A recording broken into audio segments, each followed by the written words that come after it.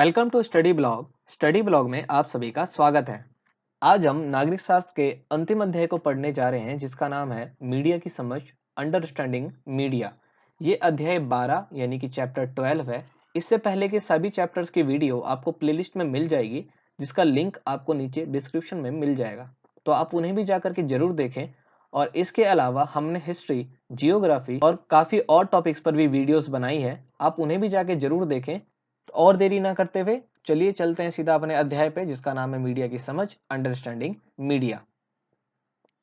तो सबसे पहले मीडिया क्या होता है? तो मीडिया शब्द के अंतर्गत संचार के साधन आते हैं। ये साधन बहुत से उपकरणों, संगठनों के समूह हैं जो सूचना का संग्रहण तथा वितरण करते हैं।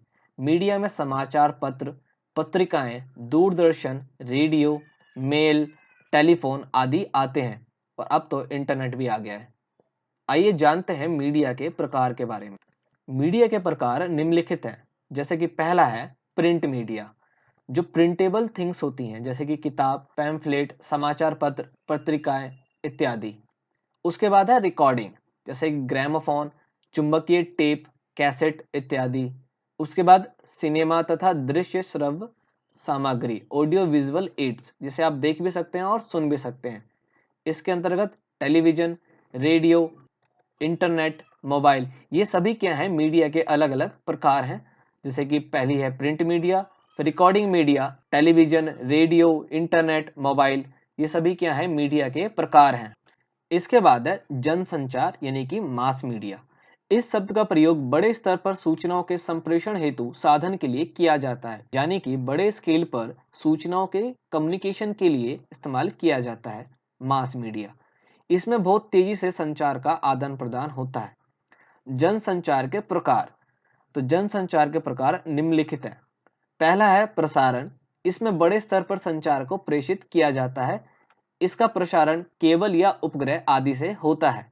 दूसरा है वेबकास्टिंग, इसमें वेबसाइट के जरिए संचार का प्रसारण किया जाता है।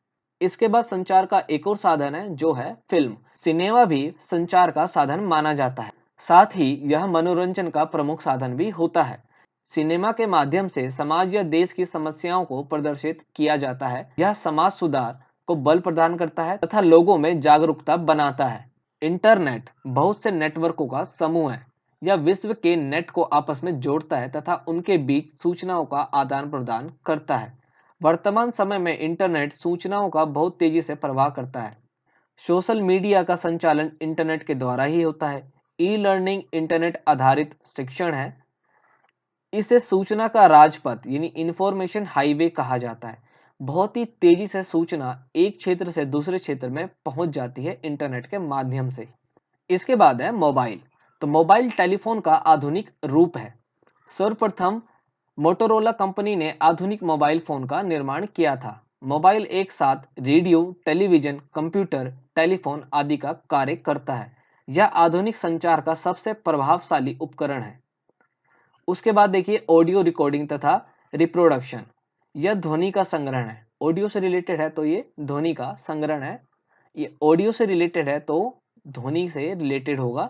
इसमें वैसे यंत्र आते हैं जो ध्वनि का संग्रहण करते हैं ताकि बाद में इसका प्रयोग किया जा सके। इसमें माइक्रोफोन, रिकॉर्डिंग उपकरण, लाउड स्पीकर आदि आते हैं। यानी ऑडियो से रिलेटेड सारी चीजें ऑडियो रिकॉर्डिंग तथा रिप्रोडक्शन साधन के अंतर्गत आते हैं। इसके बाद जानते हैं मीडिया के कार्य तथा मीडिया की भूमिकाओं के बारे में। तो मीडिया सूचनाओं को एक स्थान से दूसरे स्थान तक प्रवाहित करने का कार्य करती है। मीडिया लोगों को अपनी भावना, विचार आदि प्रस्तुत करने का अवसर प्रदान करती है। इसके द्वारा लोग अपने विचार, सोच आदि को दूसरे तक पहुंचाते हैं। मीडिया संपूर्ण विश्व से खबरों को लाती है तथा संपूर्ण विश्व को खबरें प्रदान करती है। इससे अंतरराष्ट्रीय स्तर पर जुड़ाव होता है। मीडिया मनोरंजन तथा शिक्षण संबंधित कार्य भी करती है, जैसे कलात्मक या ऐतिहासिक फिल्में। तो ये कार्य थे मीडिया के। इसके बाद है जनसंचार के उद्देश्य।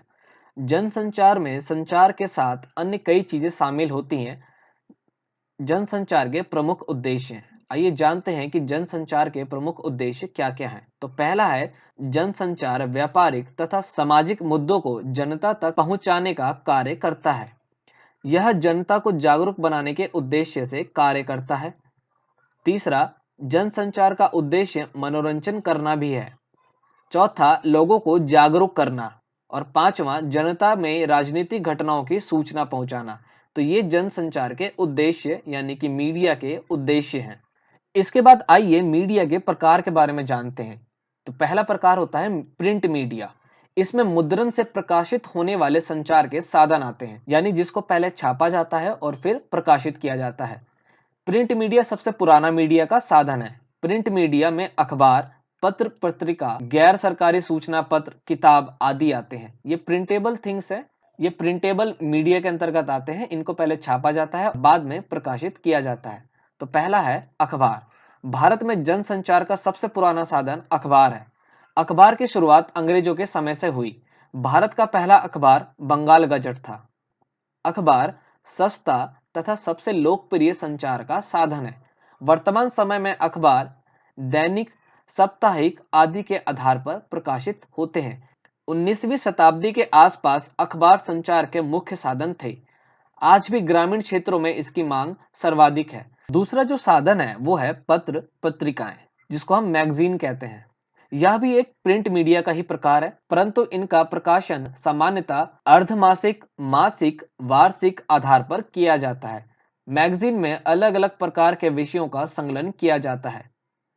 मैगजीन को भी कई भागों में विभाजित किया जाता है, जैसे कि समसामयिक पत्रिका, साहित्यिक पत्रिका आदि। पुस्तकों को भी इसी में शामिल किया जाता है। 19वीं शताब्दी के दौरान सामाजिक रीति रिवाज और व्यवहार के बारे में वाद विवाद तथा चर्चाओं के लिए पत्रिकाओं को साधन बनाया गया था। इसके बाद है विज्ञापन, एडवर्टीजमेंट। तो विज्ञापन के द्वारा किसी उत्पाद की महत्ता बताकर जनता को आकर्षित किया जाता है। इससे उत्पाद का महत्व बढ़ जाता है। मीडिया विज्ञापन के द्वारा किसी उत्पाद के बारे में लोगों को बताती है। वह किसी उत्पाद को अन्य उत्पादों से बेहतर बनाता है। विज्ञापन द्वारा जनता की भावनाओं को ब्रांड के प्रति उभारा जाता है। लोकतंत्र तथा विज्ञापन में गहरा संबंध है। यह शासन के कार्यों तथा उद्देश्यों से जनता को सूचित करता है। तो ये था विज्ञापन के बारे में, एडवर्टीजमेंट के बारे में। इसके बाद बताया गया है मीडिया और लोकतंत्र के बारे में।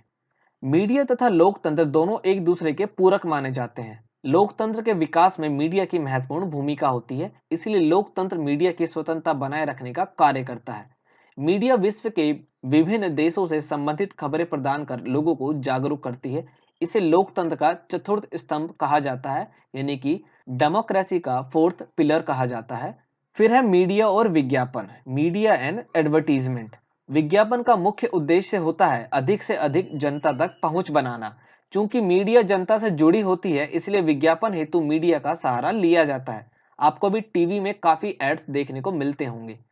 मीडिया द्वारा प्रसारित विज्ञापन सरकारी, व्यक्तिगत, सामूहिक, वाणिज्य आदि हो सकते हैं।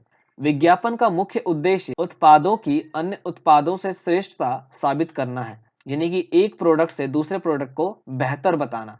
वर्तमान समय में विज्ञापन मीडिया की आय के प्रमुख स्रोत हैं।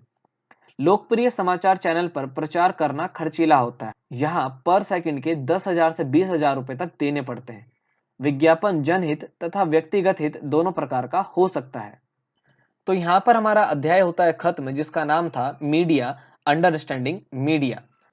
अगर आपको ये वीडियो अच्छी लगी है तो वीडियो को लाइक करें, ज़्यादा से ज़्यादा शेयर करें ताकि सभी बच्चों को इसका लाभ मिल सके।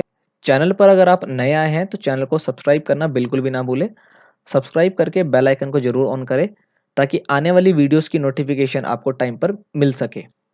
मिलते हैं नेक्स्ट वीडियो में नए टॉपिक के साथ। तब तक के लिए जय हिंद।